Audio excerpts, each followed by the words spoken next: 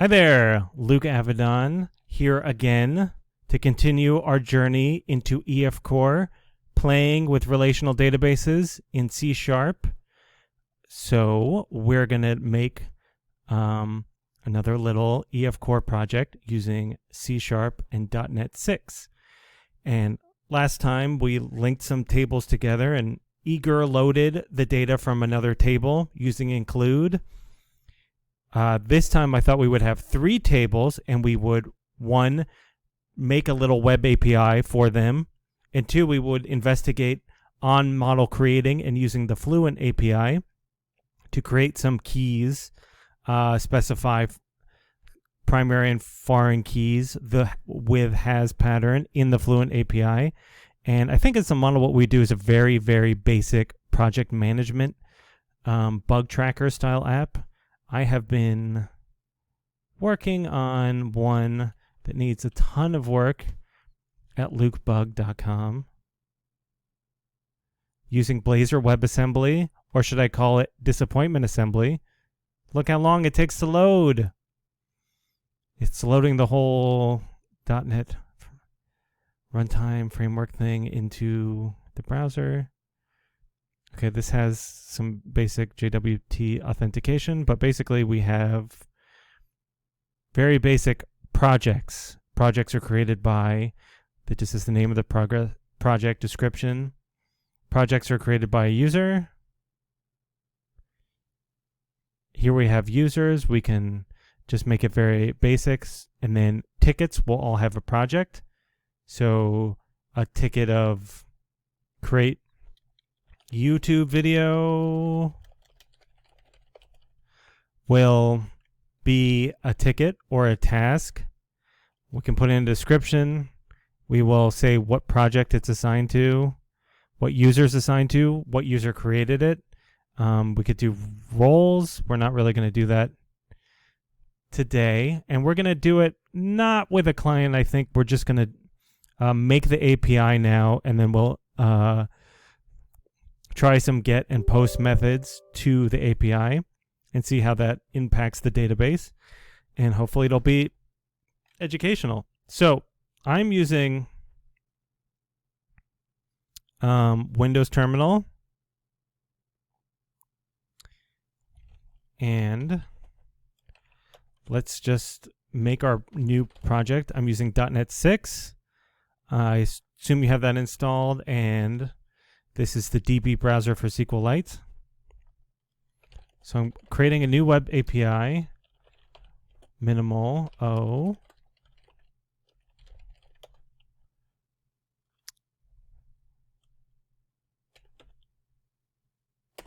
Whoops, I already started one as I was rehearsing, but I'm just going to delete that. Recurse. Okay, so .NET new .NET project, web API of all the projects. Look at all these neat projects. Web API with some Razor pages, MVC web API. Let's get started with an Angular app, React, Blazor server. So many neat projects we can make, but we're just going to do web API. You don't see minimal web API listed, but all we have to do is new web API / minimal O bug tracker. And I think I'm going to also make a subfolder for server, and then maybe later. Oh, Luke.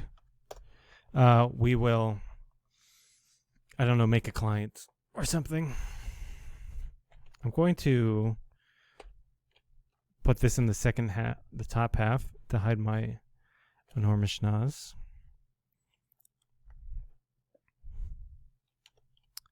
So I'm gonna just, let's go into our project. Trust any dev certificates we have when accessing our web API. And let's see what we have to work with. So I'm just going to do code, period, and we're going to do this in VS Code just to be different. instead of clicking through menus, gives us a little more hands-on feel, I guess. We're going to show off just how minimal we can be in this not so new anymore .NET 6 minimal API, which seemed like the coolest thing ever for a week. And then you realize, oh, I guess we want a full API with controllers. There's no controller folder. There's no real controller where we make our public classes and we put attributes saying this is a post method or a get method. And then we have a lot of options of how we route the request. But, yes. Oh no. Yes. But all we need to do for a minimal API to set up is we create a builder object from web application. We can leave it like this, or we can have the option to pass arguments. Then we make our app object, build. Now we can make our first endpoint. All we have to do is map get. We could do map delete for a delete endpoint, map post, map put. All we're doing is map get. Wow. With just a / that just means when they come to our main URL, this is with a get method, what will be returned. Just with this little anonymous lambda here, we do hello world, app.run, and there we go. Our whole API, very minimal.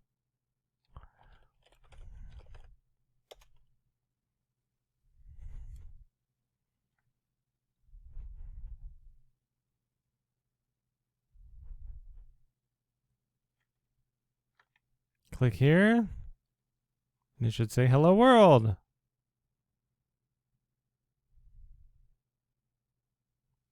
Hello world.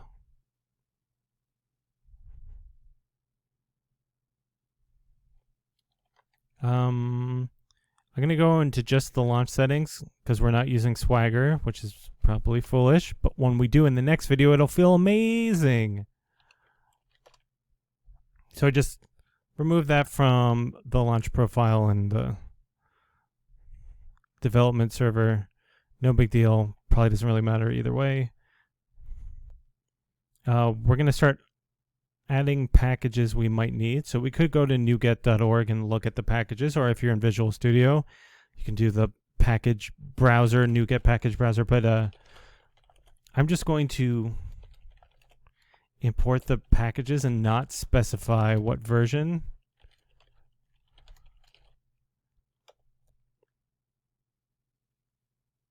Okay, and we'll just get pretty much the latest. We don't need the pre-release anything.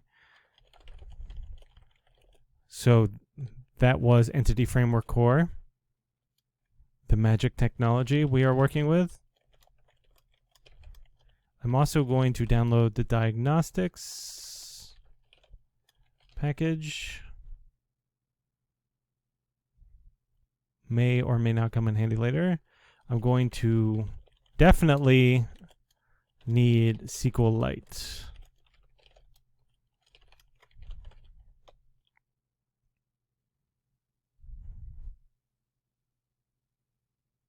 Now we're going to, so that should all be in our project. Going to remove swashbuckle as we're not using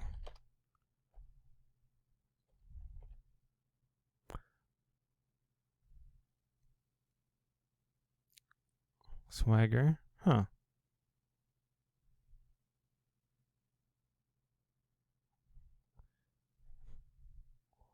Okay, I guess we'll use a class library to create our model. I guess I could just make a folder and put some class files in there, but I think we're going to create a class library project and then link a reference to that project. Because maybe we'll do something a little bit more sophisticated with it. So undo code period. If you do -r, then it's reusing the already open instance. Yeah, so I'm just gonna, I guess, delete this class file. Could have just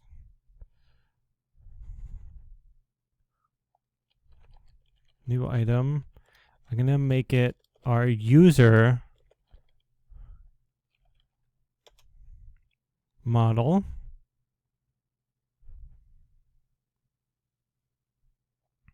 Now, probably only thing that has stuck with me as being really neat in .NET 6 is this little, we can just put the namespace at the top in a single statement instead of doing this nightmare and then having as another nightmare inside of it. No, just one neat statement and then everything is still flush to the left of the file. That is neat, I have to admit.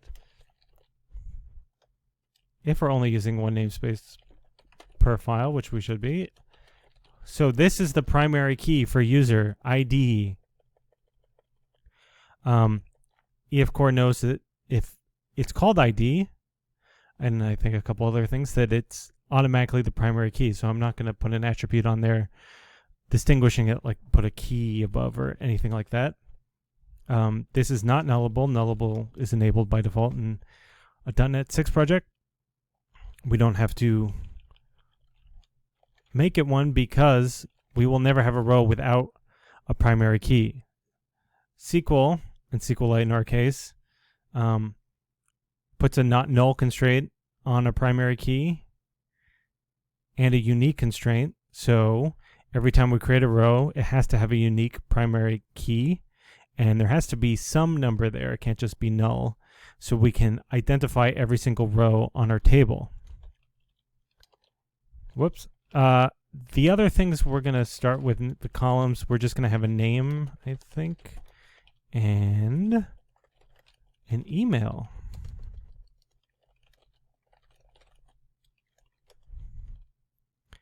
Okay, now I'm going to go back and reference this project. Might be overkill. In my server project. Okay. And we only have one folder open here, so I'm just going to reopen code once again with the R flag, switch, whatever, and now we have a server and shared folder.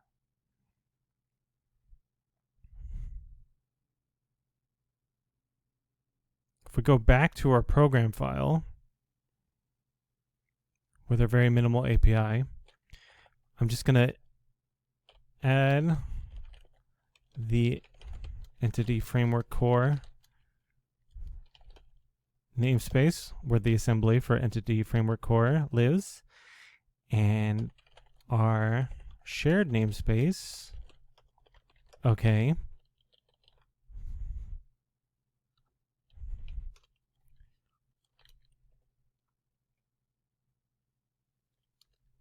So we're going to create our DbContext. DbContext, again, being the most important object in EF-Core when we're working with our database. It is a complete model of our database. We modify it, and then it modifies our actual database.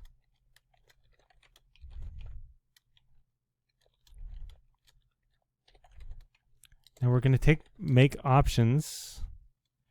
Here's a little constructor with options. We're doing this a little bit differently than in the previous version because I don't think we created options and then passed them up to the base class using the base keyword to DbContext. So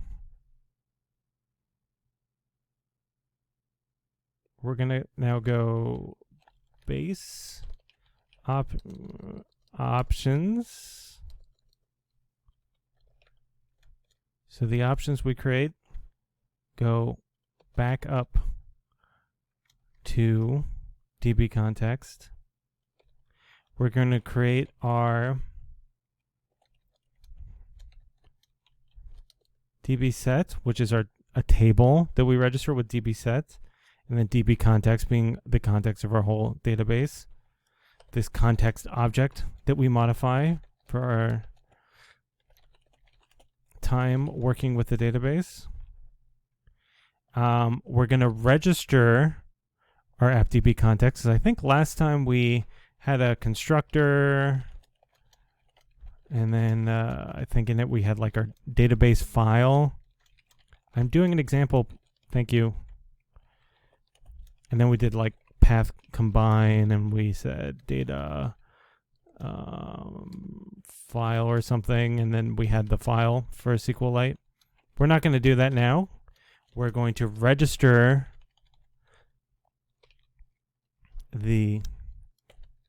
our database as a service, so it's available throughout our app. We could, when we register services, we can usually give them a different lifespan. We can register as a scope service. We can do a singleton, so it's the same service is not recreated at any point during the lifetime of the app. We can do a transient time, so every time there's a new request, perhaps our service is recreated each time. But we're going to do the special add DbContext way of registering, and we just pass the object we created or the type of app DbContext.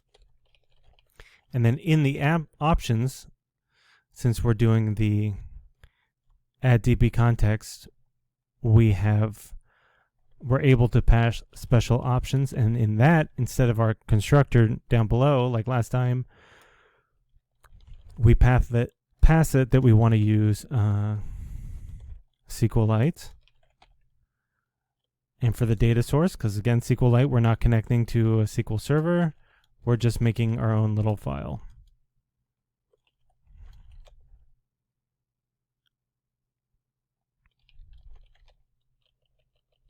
Build public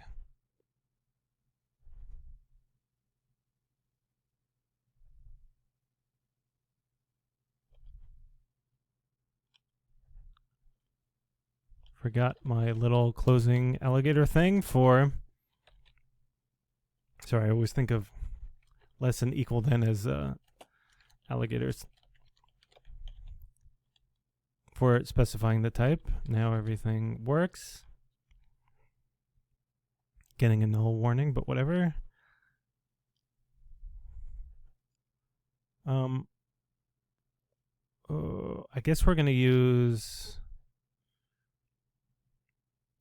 so since we imported the diagnostics package, one thing we could do, which I wanted to do, we can register developer page exceptions. So we could do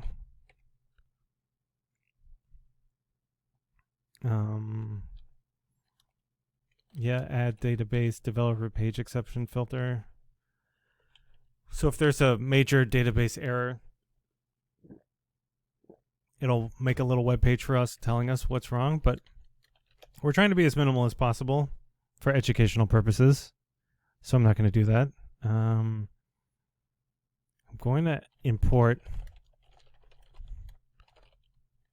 design, which I might use.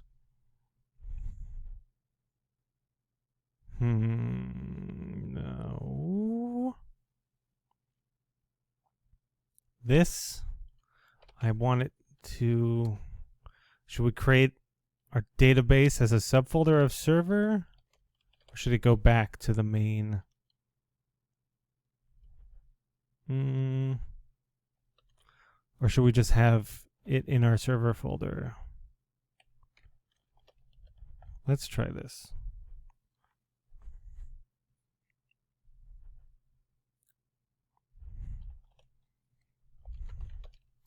Now,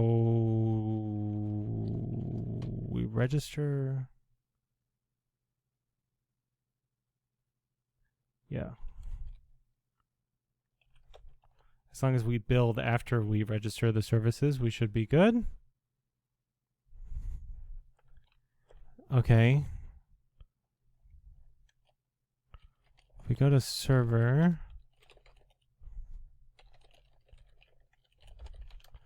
add initial create.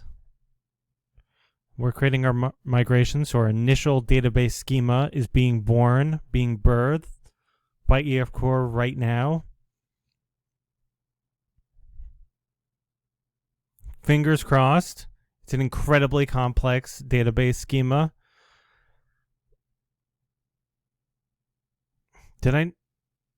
Your startup project server. Did I not import that NuGet package? Good Lord. Oh my gosh.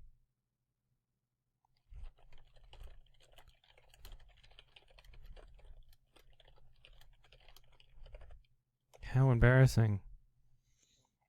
Yikes. Okay. Okay, can we migrate now? Can we create our migration? And then we can do the best part of EF Core, which is typing .NET EF migration script, and then we can look at the SQL generated. So we don't have to write our own SQL. Gosh, from scratch. That's so 1970s. .NET EF migration script.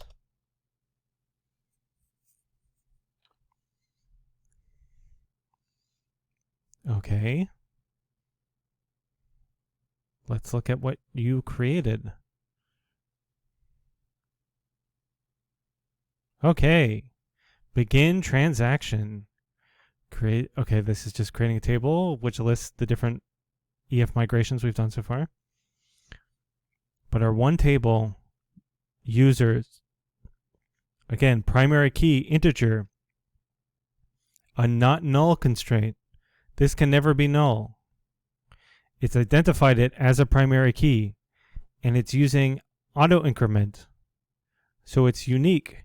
It's automatically incremented. We don't have to specify the primary key ID. When we create our first user, it'll be 1. If we create another user, it'll automatically be 2. I think we covered this last time, etc. Since we set these as nullables, it can be null. I believe by default it's not null. Using data annotations,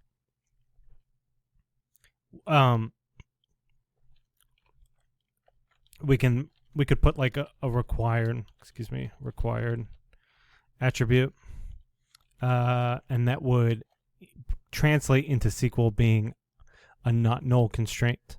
But we just want to get something working, so we're going to keep everything as loosey-goosey as possible.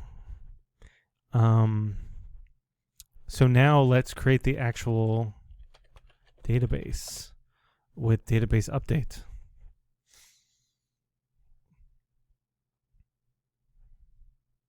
The magic is happening.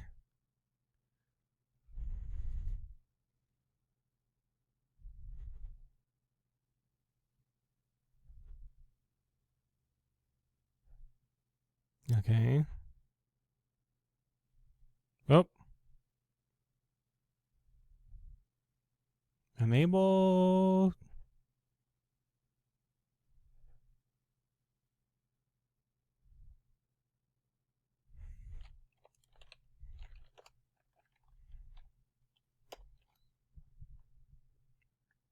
I guess we'll put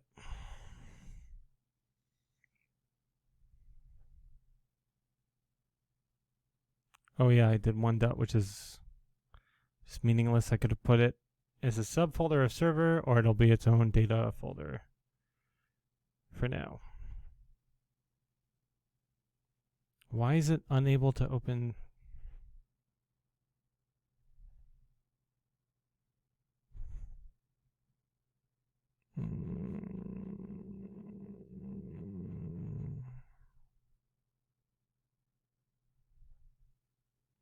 Options, use data source equals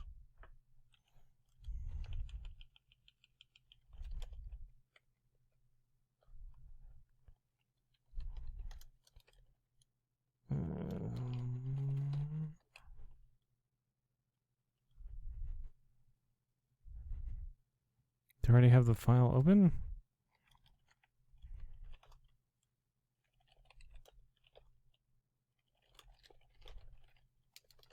There's no data directory.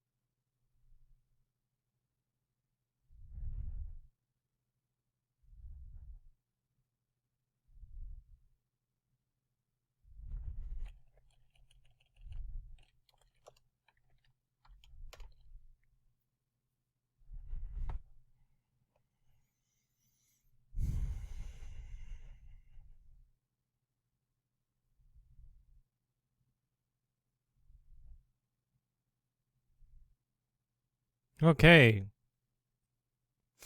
I don't know what I did there. I was tired. That was not correct folder path. We just wanted to create one file. I don't know why I was messing around with a subfolder.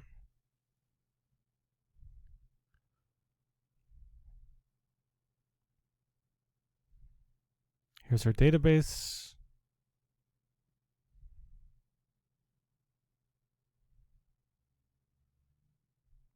Primary key, name, email, browse data. Okay.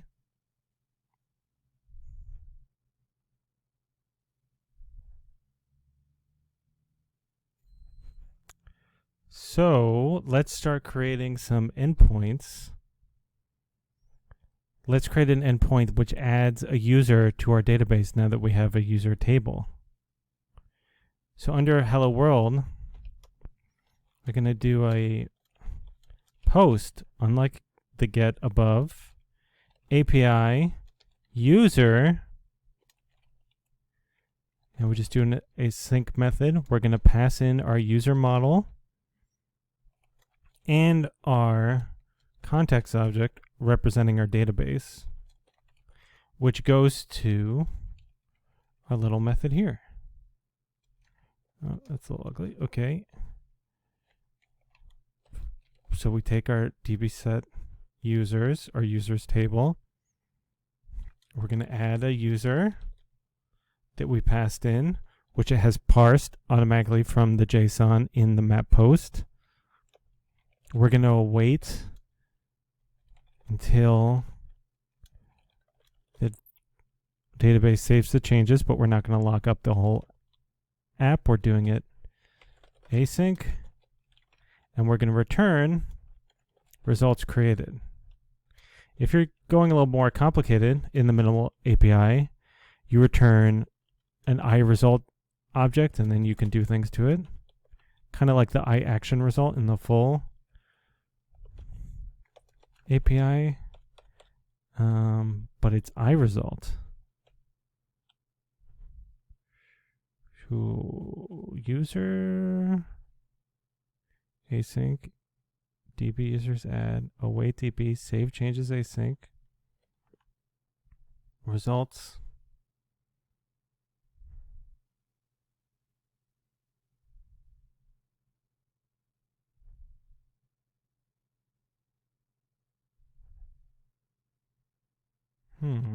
That should be working.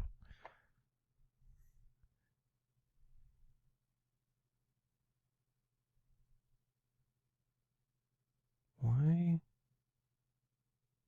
Oh, I forgot to pass in the user object.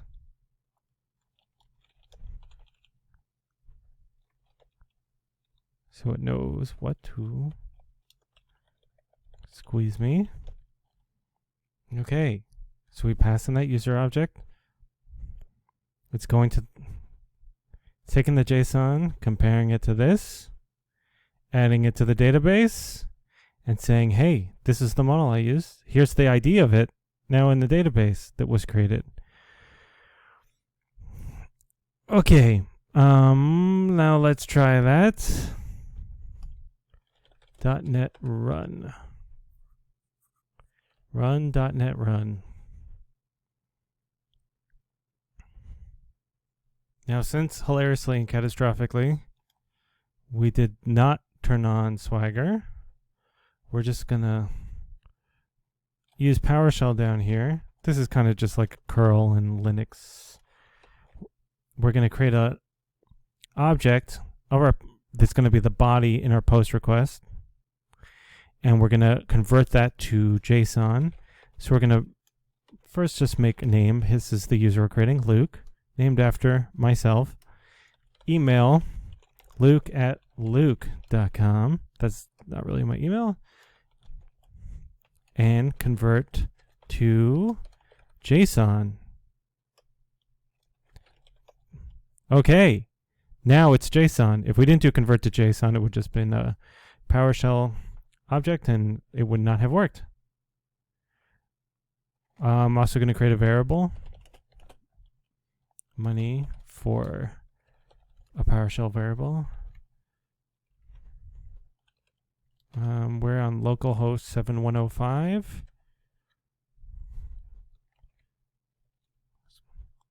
Going API user.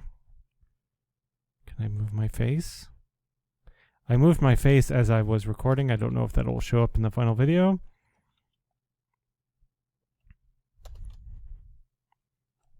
Okay, now we're going to do an Invoke-RestMethod, which is just a wrapper for invoke web request. Invoke-RestMethod makes it a little bit easier to work with REST APIs, or format it a little bit nicer and prettier. Method post. The body we created. Content type, we're just going to specify that it's application JSON. We can also do char set UTF-8, but that should be a given. Okay, this is what we came back. This here is the result created. We created a user with an ID of 1. Up here we can see the SQL that EF Core used to create this user. Insert into our users table email and name. Values, this @P0, these are local SQL variables. You can tell by the of email and name. We select by the ID, we've created a new row. Insert it on our primary key. Let's open our database and see what happened.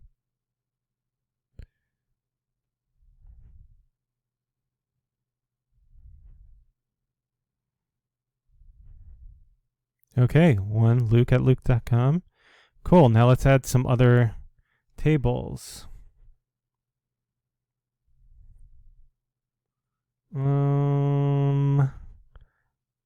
Now I think before we do that, let's make a way to get all users. So we can do app map get API user async app DbContext DB await DB users to list async. Okay.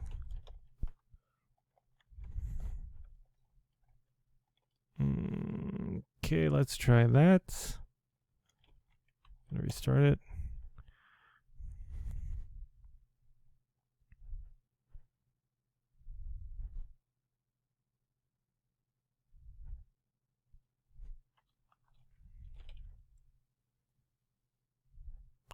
Right. So the same URL, but if we do a get method instead of a post, it should give us a list of all users. So by default, we're a get. So we don't even have to do method get, but okay, great. It gave us our one user. I'm gonna also put in a get user by ID. So under this get endpoint, we're gonna do app map get API get user by ID async int ID app DbContext DB.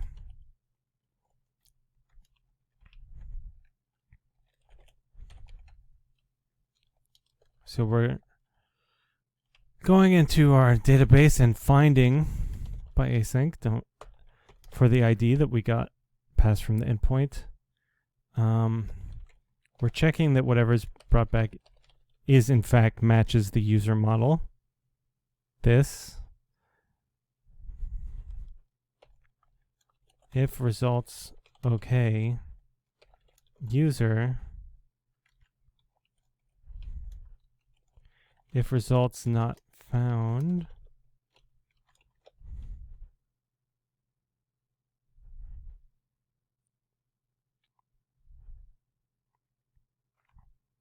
so if it does validate that it is a user model, then we return result okay, status code, and we return the user model transformed for our readability.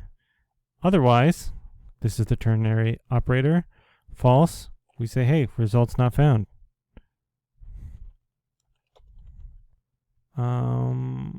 So let's just try that.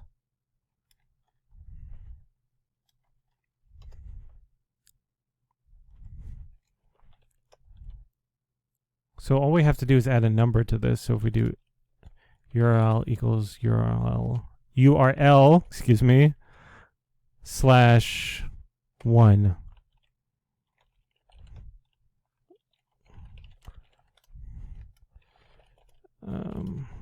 This should now work.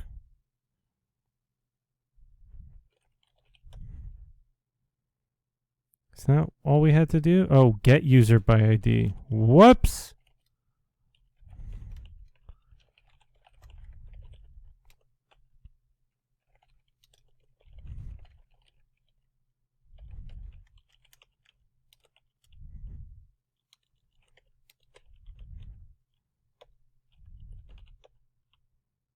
Okay.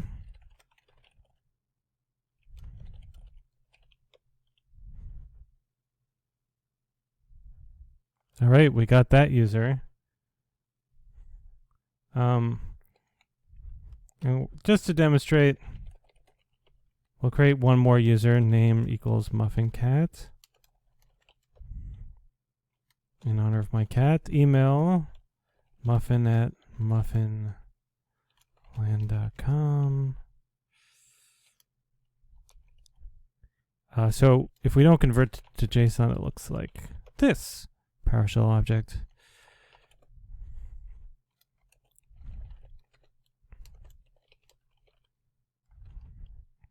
New body equals body convert to JSON.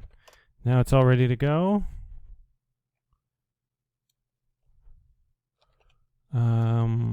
we did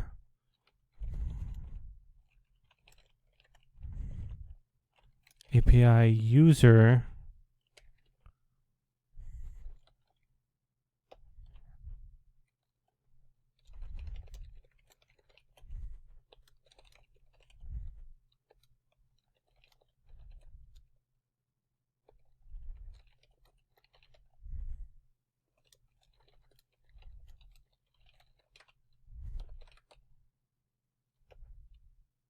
Okay, now we've created muffin.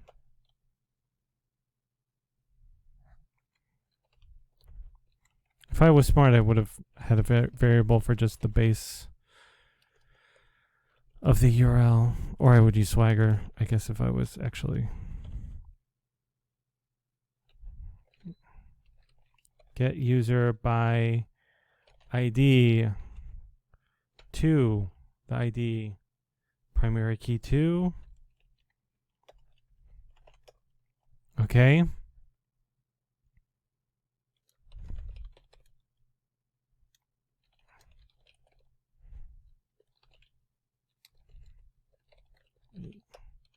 Let's see if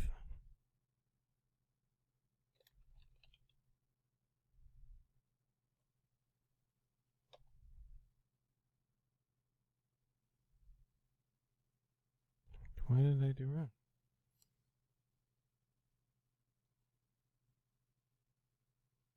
Oh, localhost host. Localhost host. It is late.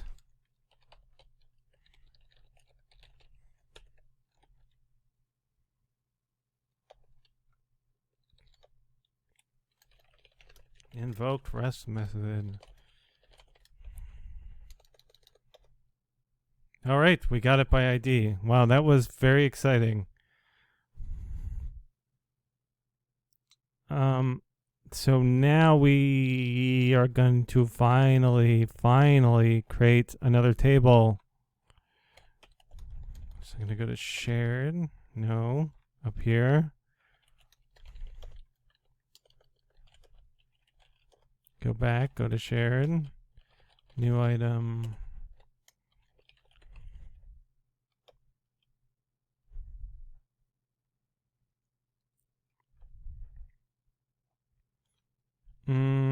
So this is going to be a pretty simple model for now. Same namespace. Bug tracker dot shared. Public. Oh my god, it's been 43 minutes and we're only now just starting another table. Public string. It could be there, it could not. It's nullable. Just the name. That's all we're going to do for now is just primary key and name. So we're going to add a navigation property and a foreign key to link the user to the project in a very standard way. So we just say public int user ID get set foreign key. Here's the navigation property. So, of type user, whoop, this should be lowercase. Create this navigation of user. Now, SQL doesn't understand this, but this is used by EF Core to signify the relationship. And what's neat is, by just using a single user type, we know, oh, this is a one-to-one relationship. Wait a minute. These are in the wrong model. They should be in project. So every project has one user who created the project assigned to it. I guess it would be better to do created by. But I'm just going to keep it user for now. And the user ID is the foreign key. SQL certainly understands that. That is the foreign key for the user that created, or I guess we're going to say it's created in this case, the project. We don't have to calculate that. SQL EFCore will calculate that for us because we've signified the relationship, and we're gonna do more. If this was a list of users or an I collection, EFCore would understand that. And then it would say, hey, well, I guess they're going for a one-to-many relationship. And if we had a list of users and then the users had a list of projects, that would be a many-to-many. And many-to-many relationships require yet another table that just holds information on all the relationships. So if we have a many-to-many relationship between project and user, there is yet a third table that holds information on that relationship. Because it is many-to-many. But EFCore handles that for us, and we don't have to worry about that if we were doing a many-to-many relationship, which we're not. We're just doing one-to-one. Every project has one user. Eventually, a user will have a list of projects. In project, we're going to import data annotations schema. So we can give it some hints. One thing we can do is we can use the foreign key attribute. Since this is called user ID, it realizes that this foreign key means this user's primary key, just on the name, because it's user ID and ID for primary key. But we can put the foreign key attribute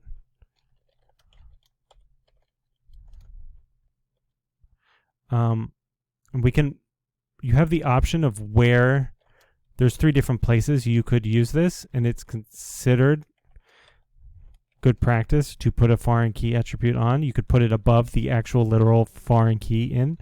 You could put it on top of the navigation property there, or back in user. If we have our list of projects, which we shall,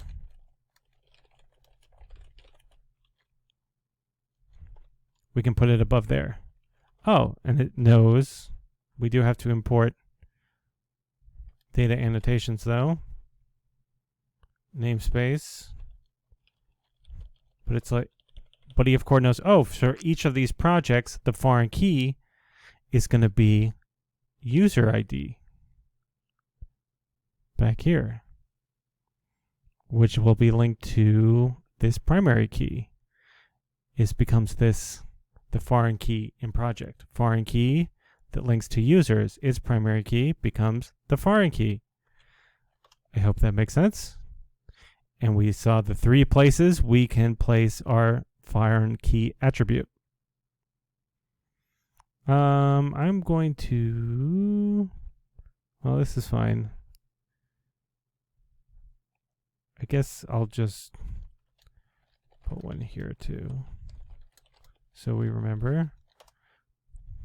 EFCore will remember regardless because the naming is so obvious. I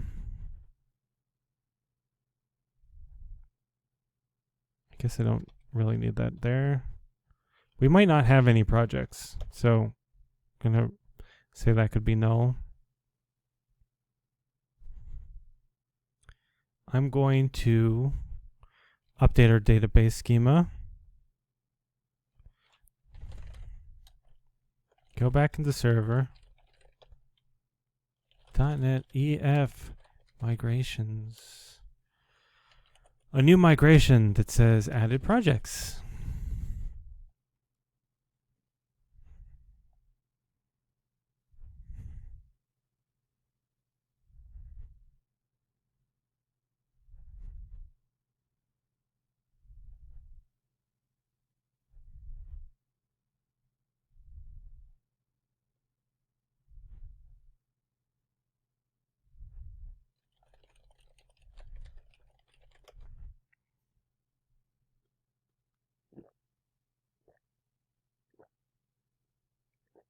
Okay. let's see what SQL we made.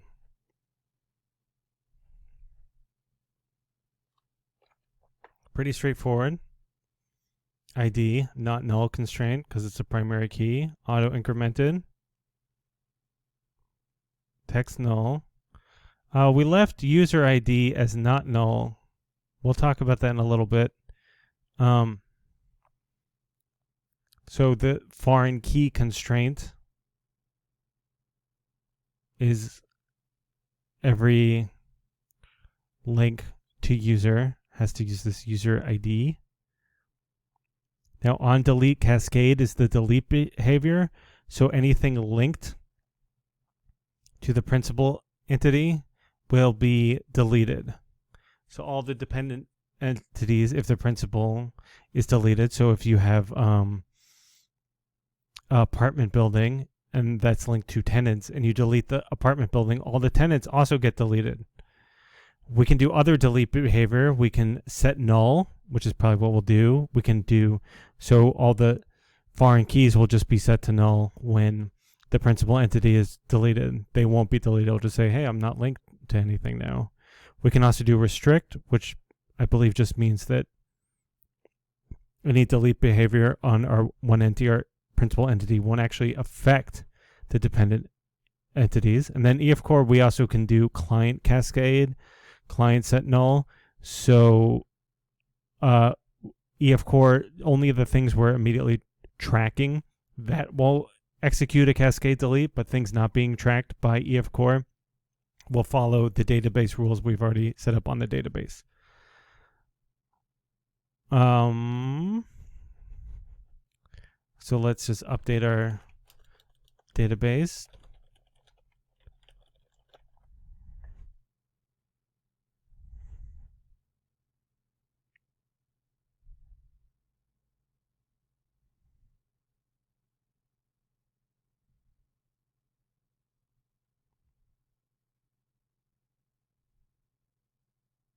Okay. So it was all created. Let's take a look.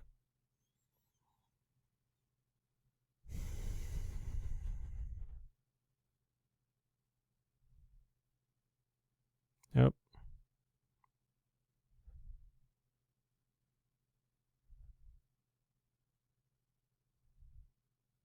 So notice in SQLite, this gray key means it's a foreign key.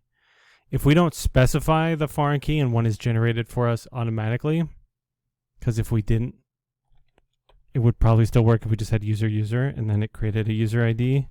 That would be a shadow foreign key because it was created for us. We have nothing in projects. Here's a list of our migrations.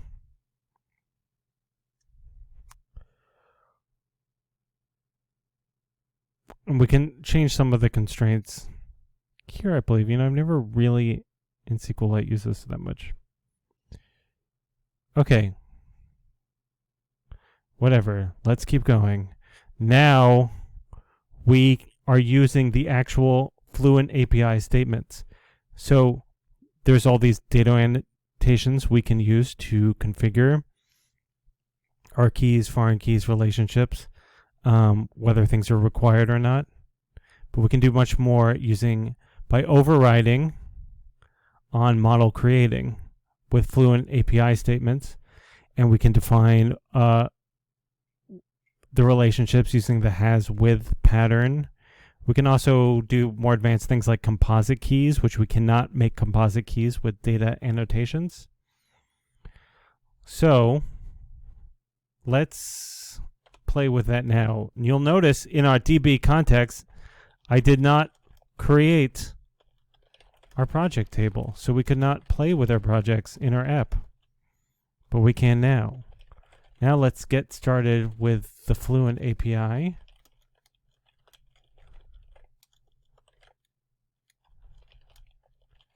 Model builder. So this is inherited on model creating. We've overridden it. It was virtual at one point in the parent class, and we have now inherited and overridden it. So we take this model builder object,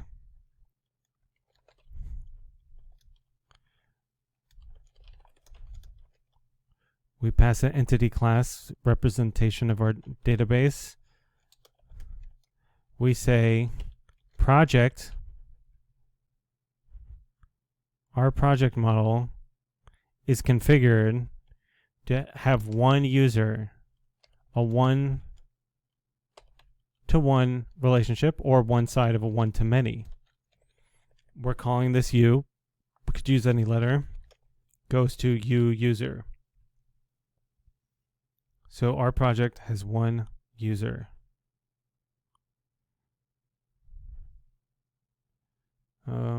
I guess, can I call it uppercase user? Yeah. Okay, one user.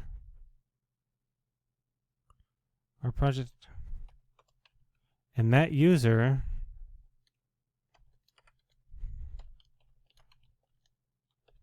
has many projects. So we follow this user back to the user model and say, hey, look, here's this list of projects with many projects. So we have now configured the one side of a one-to-many relationship, because a project, say making YouTube videos, has one user that created it, not a list of users that created it. But each user has a list of projects that they created. The foreign key used in this relationship is user ID. Now let's change the onDelete behavior from Cascade. We don't, if we delete a project, want to delete the users. Or would it go the other way? We just want to set those foreign keys to null.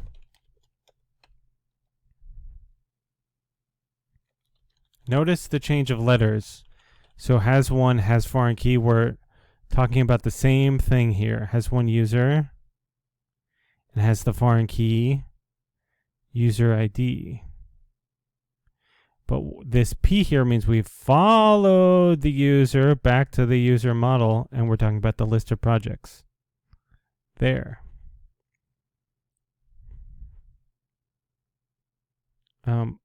No behavior there on delete is required. So that means that having these foreign keys to the user, we're talking about having a user that created it. We've left it ambiguous because I'm just saying user. But having this user that created it, that has to be there. But what we can do is we can also set this to false. And if we set this foreign key to a nullable, this is now optional. We could still leave this here. It would still work, but let's leave it optional. Because maybe a ghost created our project.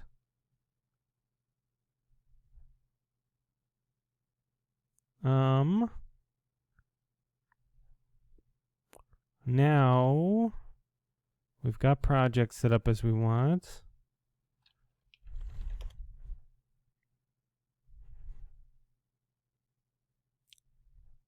And this is keeping this a nullable because we're not necessarily, a user might not have any projects they created.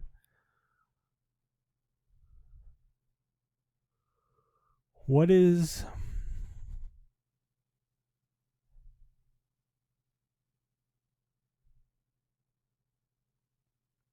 I should mention with the delete behavior, if we did restrict so nothing happens, it could really confuse our database, because the principal entity is deleted, but the dependent entity is not changed.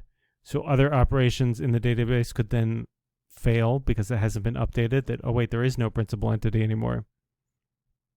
So set null is a nice one to say, your link is now null, this foreign key, you now no longer have a relationship to this thing that's gone, but the dependent entity is not deleted. And we talked about the client versions of client cascade, client set null. Has to do with if EF core is actually tracking the dependent entities at the time with client set null. If it's not, then it will just go by the database rules.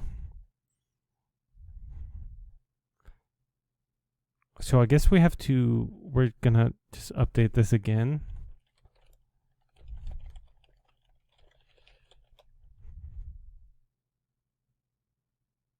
Feels like we shouldn't need to do that again. What's the next one we're going to create? Yeah, we haven't really changed it enough that it makes sense to even create another migration, but I'm going to just update the database. Now, should we create the tickets, or let's just create an endpoint for the project. So I'm just creating a post endpoint for the project. Async project passes project. App DbContext DB.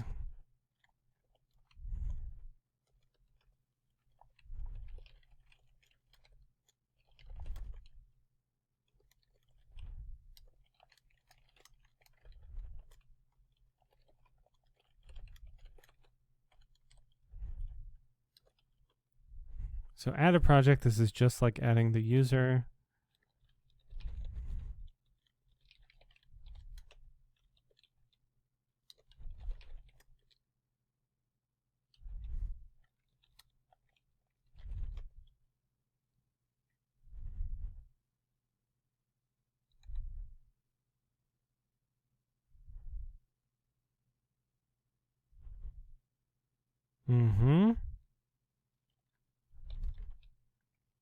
Just this parentheses here should not be there.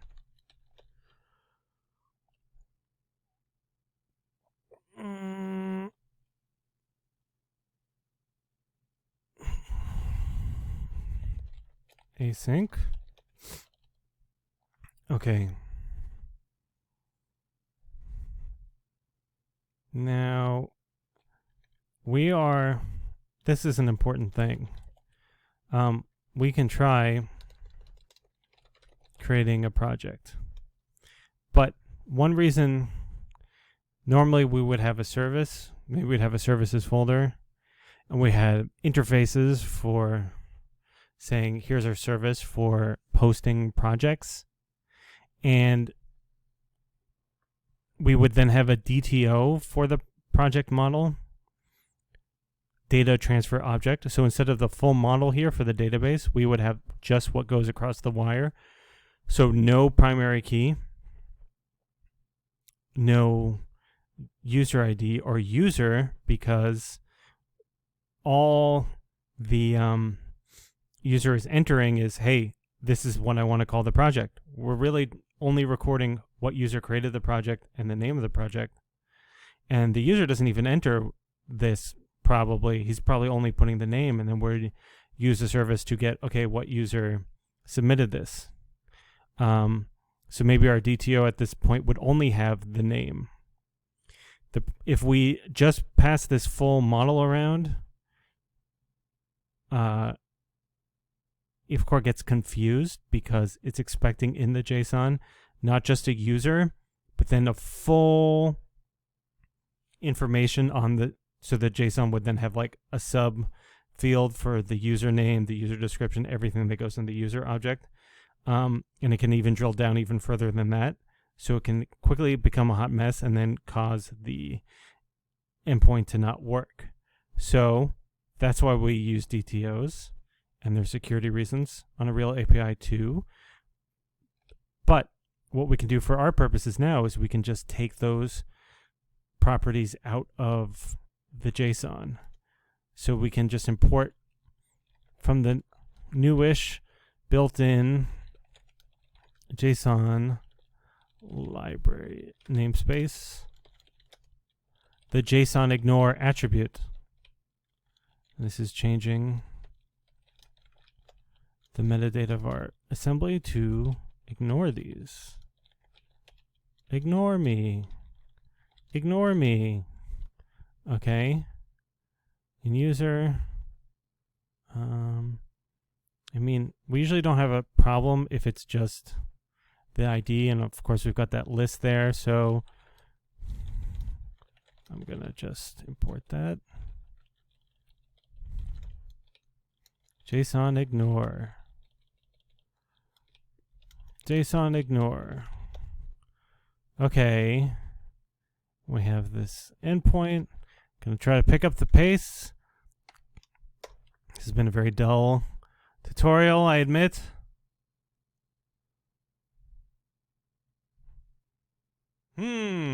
Okay. Let's just try to create a project. Pretty simple. In our body, we will put, all we're really passing is the name. Oh, you know what? I guess we will pass the user ID. Forgive me. Not the user object. That could confuse it, especially when we make the ticket table. Because it'll say, wait a minute, you've put the name and the user ID, but where is all the JSON for the stuff of the user that's here? Like its name, its authorization, its roles, however complicated the user model is. So we don't want to confuse it like that. So body name equals project YouTube videos. User ID equals 1. Convert to JSON. And the URL. What did we choose for? Just projects. API project. Oh, I forgot to put a little slash at the end. URL equals HTTPS localhost 7105 API project.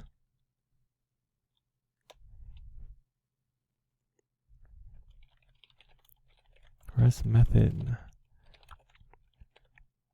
Method post. URL. Content type. Application JSON. Char set equals UTF-8.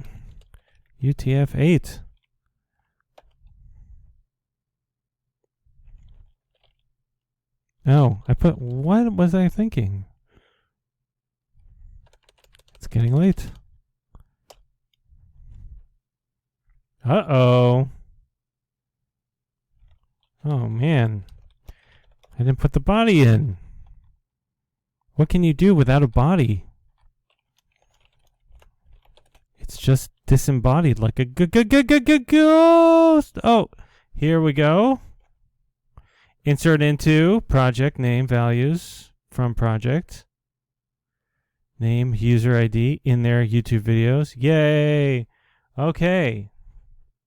Now let's make our slightly more complex ticket model. Oh, lordy lord. New ticket. Let's go back into shared. Let's create a new item. A ticket. Okay. And in this ticket, we will use the namespace bug tracker.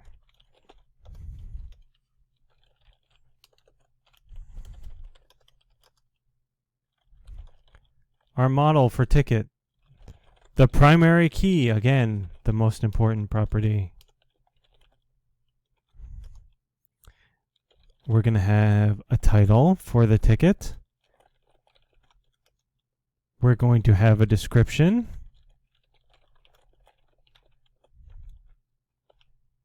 We're going to have status.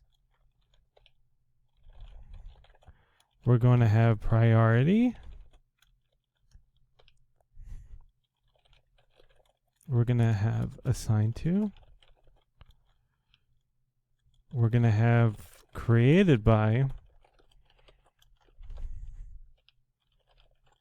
We're going to have project.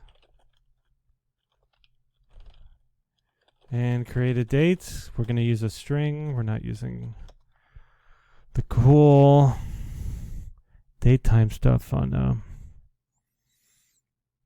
Okay, so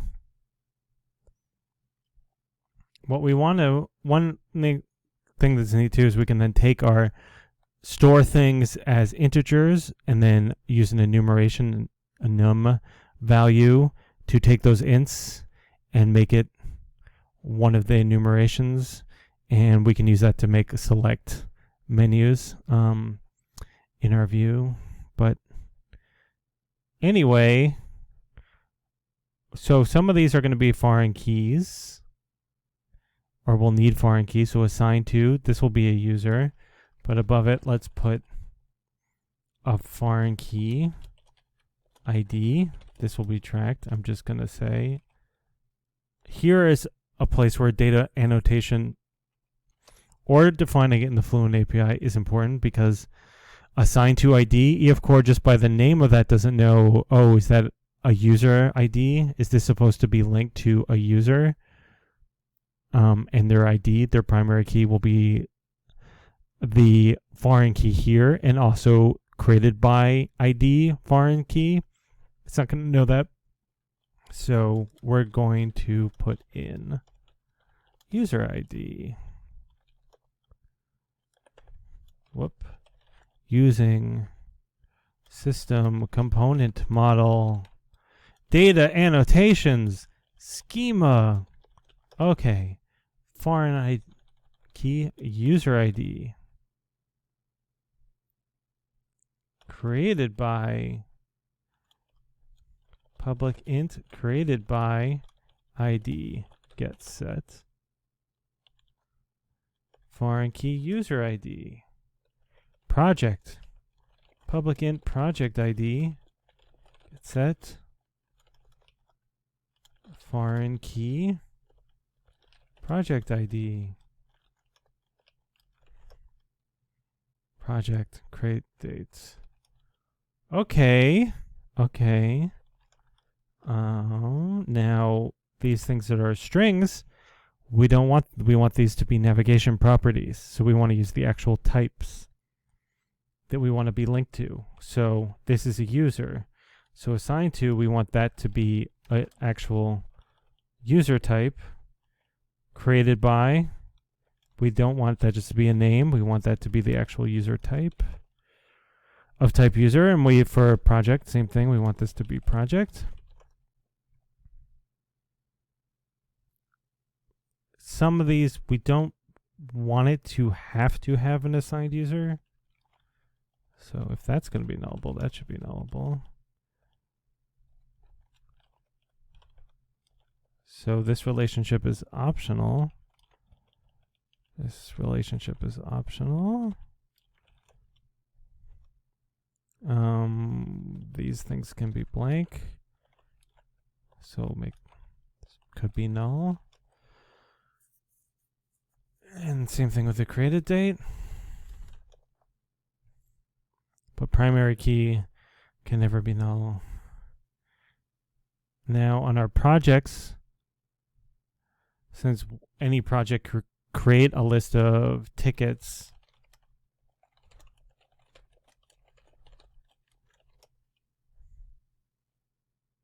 but we might not have any tickets. And the user will have both a list of projects and a list of tickets, but not just a list of tickets. A list of tickets they've created and a list of tickets they have been assigned to. Public list ticket. Tickets created.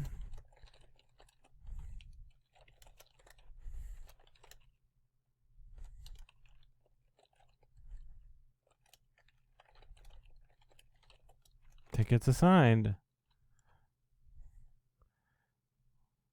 So even though we've actually done quite a bit here, and he, of course, smart enough to see that we've now, with those relationship properties, created some relationships, I feel like I'm sometimes interchanging the word navigation property and relationship property and not using it 100% correctly.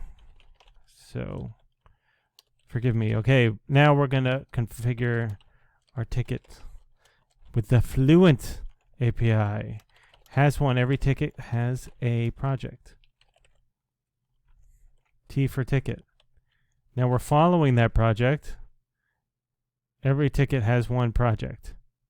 Inside that project is a list of tickets with many. List of tickets. We write with many. List of tickets with many. Has one project, because it's just a type. If this was iCollection project, then it would be has many. I'm sorry. Yes, has many. Or list. Or iList. With many. You. Tickets created. Now. Sorry. Confusing. We could, doesn't really matter what, but if we said you implies user, not project. Has foreign key. Project ID, that foreign key is project ID. Boom, there in T. This is modifying the same thing as this. T, one project, T, project ID. Okay. Uh-oh. Ticket with many tickets not created. Has one project ID. On delete behavior, set null. It's not required. So is required false. So a ticket might not be part of a project, but pretty much every ticket would be. So maybe we'll make this required if we continue. Just making it a nullable should be enough to say it's not required. We could just not make it a nullable and then only use the Fluent API and say it's not required.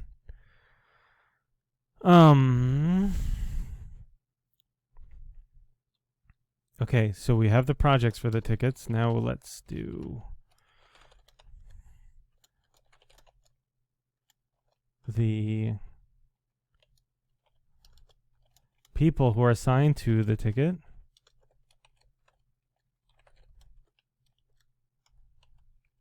With many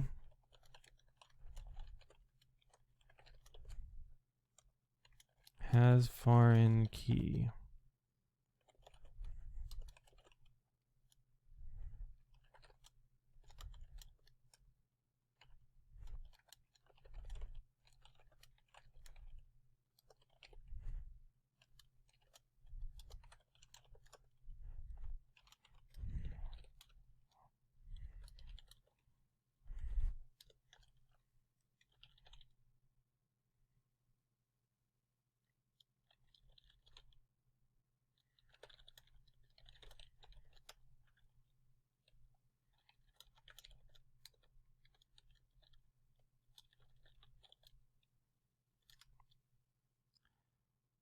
So now we're doing the same thing with created by. With many you tickets created has foreign key created by ID. On delete, just set null. We're not going to class client cascade or cascade delete. We're not going to, if you delete this, nuke all the people that created it. Just set null. Just set the relationship to null is required. Nope.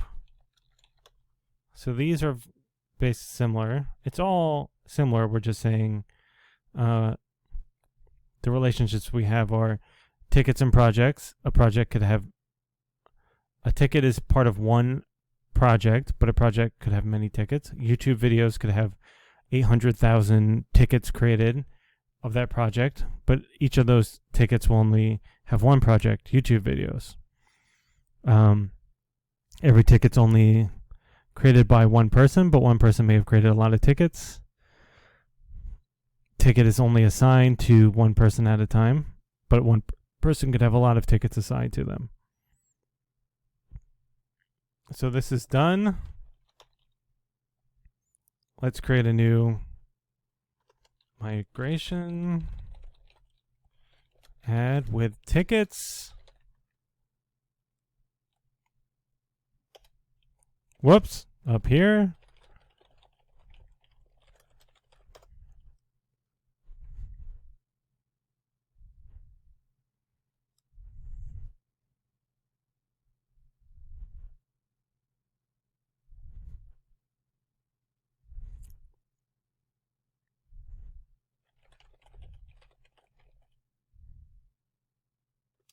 I'm in shared, I'm meant to be in server.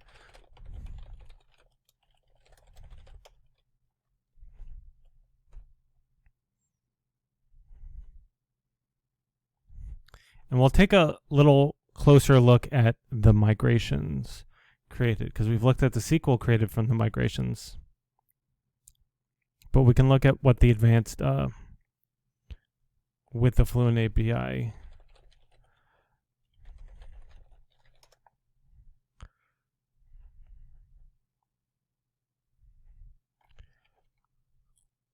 Okay, we're updating the database.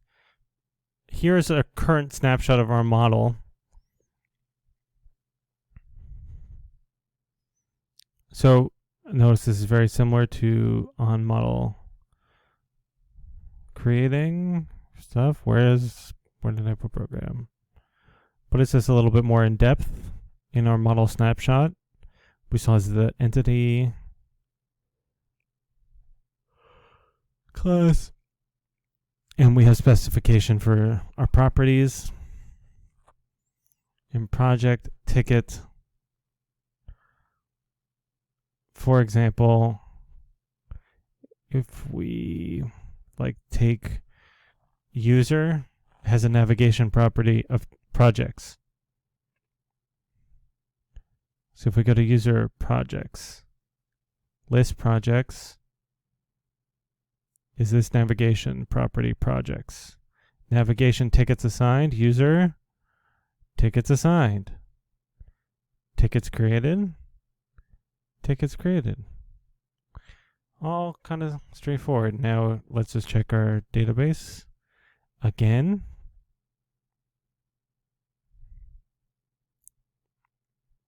Here are the tickets. Look at these foreign keys with the gray key. Assigned to ID. It's a foreign key created by ID, project ID, primary key.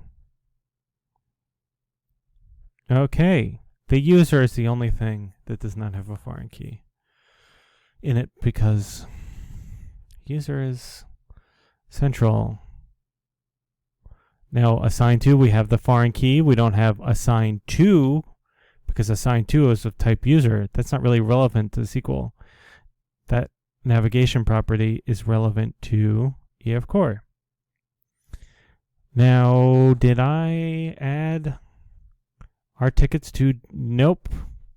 We did not actually create a DB set for a ticket. Okay. Now in our app, we can deal with tickets. So under our creating projects, we're just going to have the same thing. For tickets, we're not going to build out get ticket by ID and all that because that's the same as user. And this video has been long. App. I'm scared if I go back and watch the first video I did that it's going to be identical material and I just hallucinated that this was new material. Okay, DB tickets. add ticket. I think that was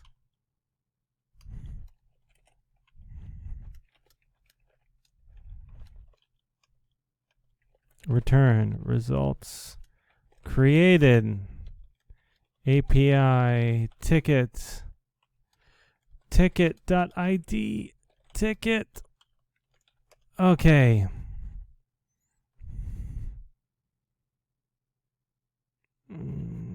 Okay, and in our ticket, since again we're not using DTOs, this is kind of the prime example of something that would get confused. For example, it's going to look for all the details of project, drill down. It's not going to expect just one layer JSON. It's going to expect complicated nested JSON, which is terrible. So system text JSON serialization. Let's put some JSON ignore. Again, we would use DTOs if this was for real. Create a JSON ignore. What? I guess the user's going to enter the ID of who it was created by. Or at least for now. So for now, we're just going to have it ignore anything that is a navigation property, project, user. Don't want to have to, in the JSON, put all the info about the user. Assign to, ignore that. Ignore me! Okay. Okay.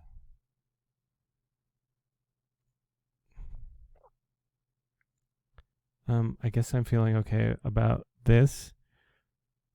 Did we do so the thing that's the opposite of a foreign key is an inverse property. So if we went to, we have created by.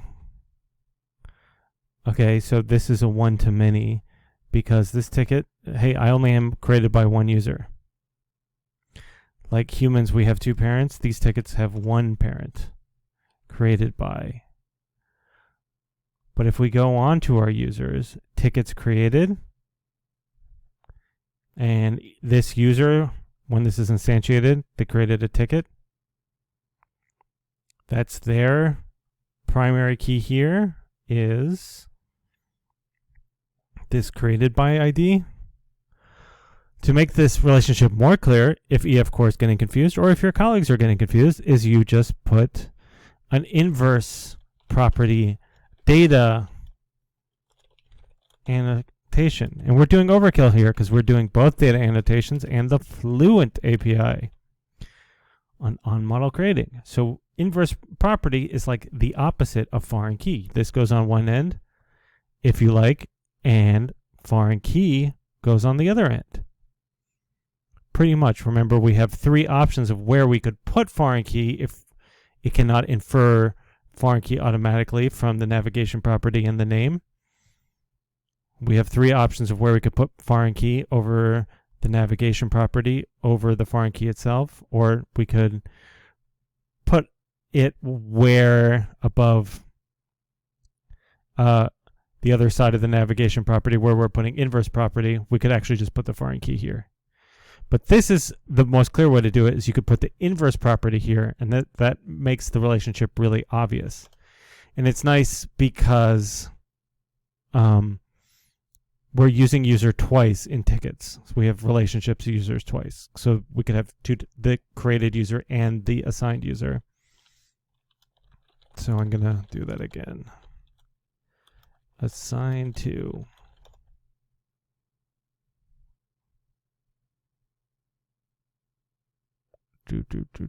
Assign to. Okay. Are we done? Should we see if it actually works?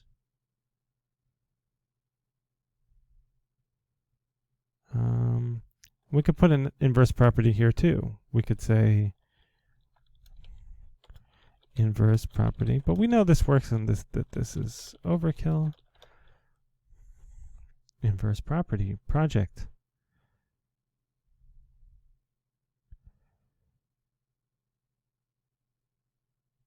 So I'm going to,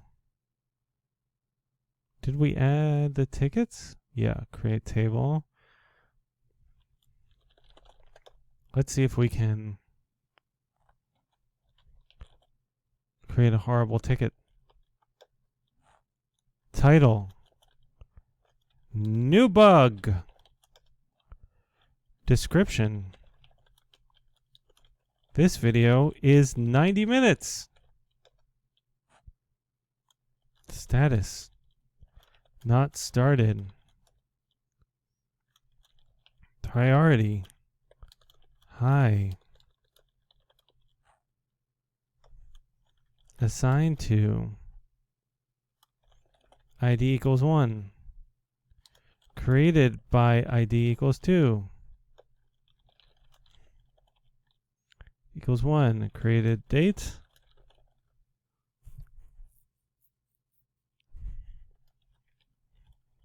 $13.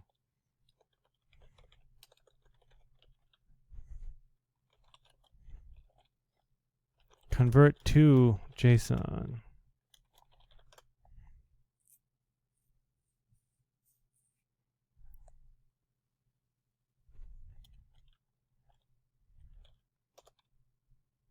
Created by, priority, title. Are we missing anything? Status? Oh. Priority.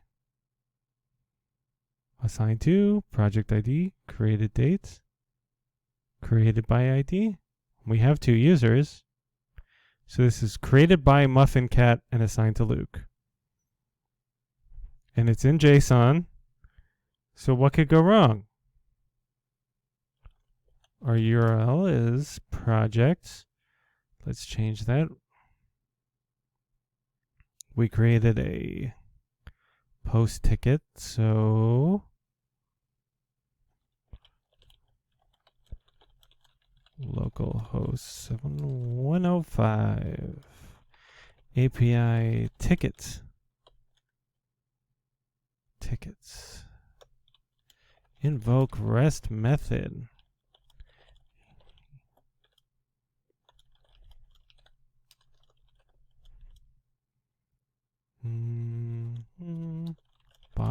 Body, content type, application, JSON.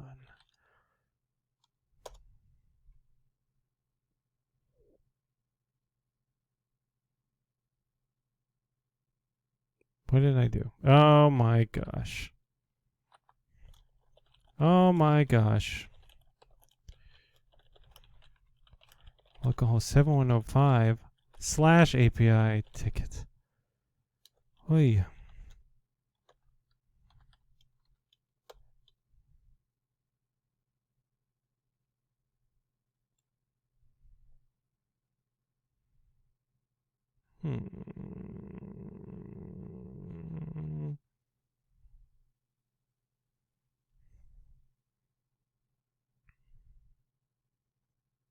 Where it started to work.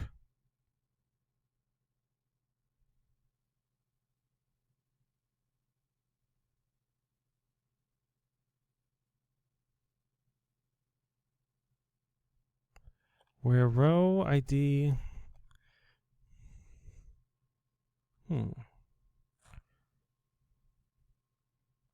Oh, I don't think we put in a real project ID, did we? I'm going to make sure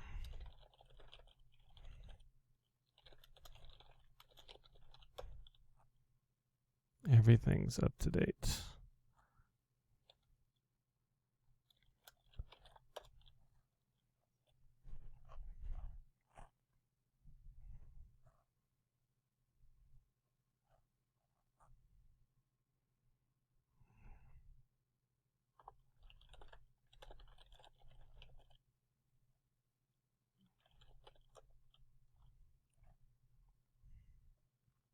Oh, maybe this is unnecessary.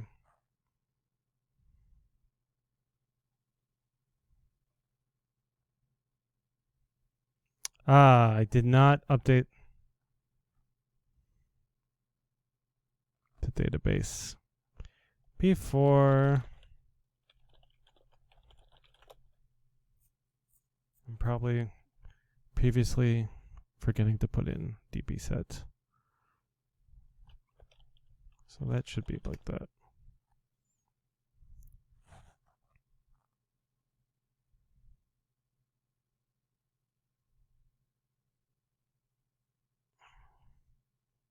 Let's look at the current.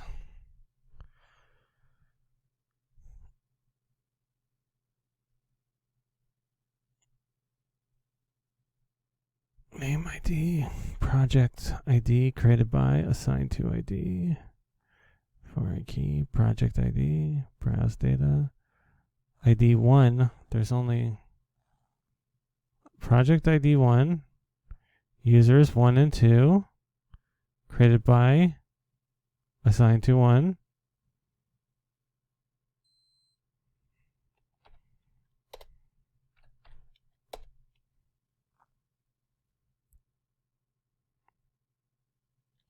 Oh, the app is not on.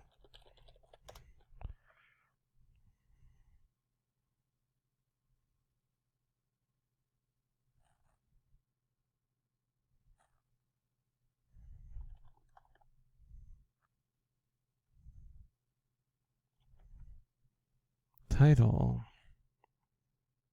description, status,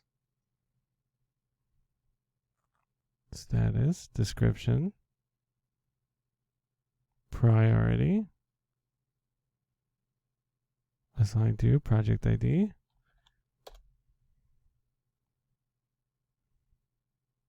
There we go. We made the tickets. Just had to update. Ta-da. Ta-da. Everything we passed became a variable. We inserted a row of our tickets.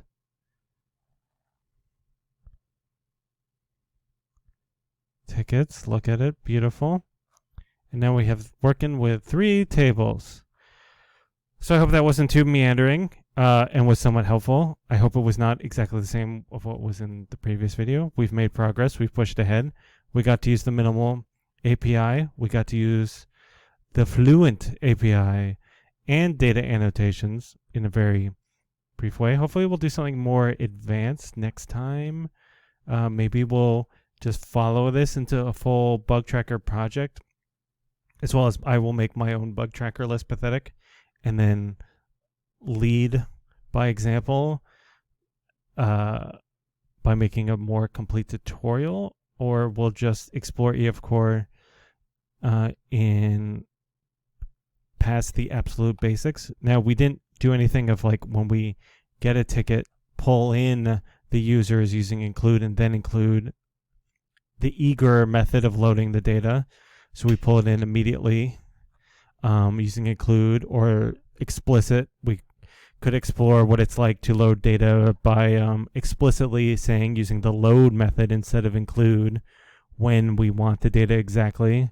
Or we could explore lazy loading, so only when it's navigated to the data is it actually loaded and pulled in. Because we don't want to have all our data with us at all times. We just have the foreign key, and then we use the foreign key as a portal, a gateway into then pulling in data from the other table. So that's a long meandering tutorial. I hope it was somewhat helpful to someone. I don't believe anyone on earth would watch this entire thing, but I will try to make more videos. Thank you very much for your kind attention. I hope you have a great day.